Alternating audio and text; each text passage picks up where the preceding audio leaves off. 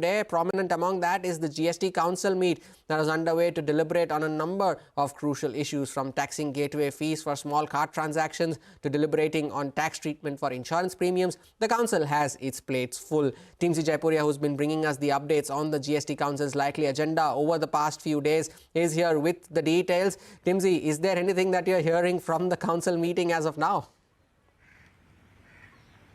Well, as of now, my sources say that there's a lot on the plate, so the discussions are taking a lot of time. And as you rightly mentioned, some of the key agenda items that we must watch out for includes whether the council decides to give an exemption or a relief on the health insurance premiums and life insurance premium. Here the proposal is to exempt premium on pure term life insurance from 18% to 0, which would mean a revenue outgo of 213 crore rupees. And there are 4 options given on the health insurance side, whether to exempt all or only for senior citizens or only for policies up to 5 lakh rupees, or when it comes to only group, etc. So over here there are options that have been given. Fitment committee and officers could not decide, and they have now left it open for the council to take a discussion and decide upon.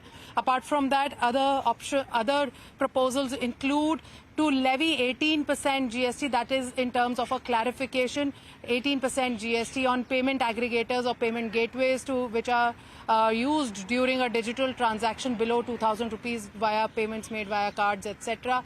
If approved, this could be a big dent on payment aggregators, 18% GST on the fees that they earn by getting this transaction concluded. Here, Fitment Committee is of a view that payment aggregators are not financial institutions or banks, thus they were never exempted from this particular GST.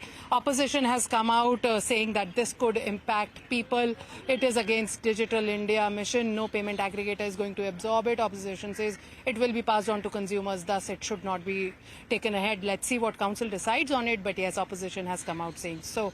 Apart from that, also proposal to levy 18% GST on oil and gas exploration on farm in farm out contracts. Simply put, this means on subcontracting or giving away the contract after winning to another person, another party. Over here, this is in terms of clarification. If allowed, this would mean 18% GST with ITC. This is having a potential heavy outgo on these companies, but yes, a revenue plus for the government could be possible if this goes through. Then proposal to clarify on taxation of highway builders when awarded a contract on TOT model. If clarified, 18% GST will apply. Remember, here DGGI had sent notices worth 670 crore rupees, so that could be coming in.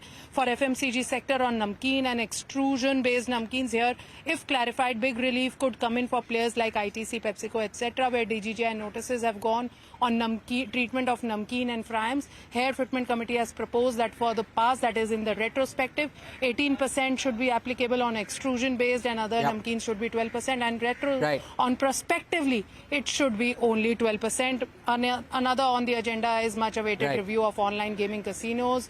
Compensation cess review, 1.37 lakh crore rupees shortfall, so compensation cess could continue for FY26. And yes, many more items, whether it is for two-wheeler and auto car seats, whether it is for cancer drugs, whether it is for getting in details on the film producers, on the film production, that could be a relief.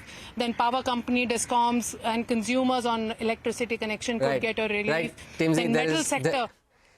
There is definitely a lot on the agenda to track, but thanks a lot for those updates. There is a lot indeed on the plate of the GST Council, as Timsy was highlighting. But moving on to action in the primary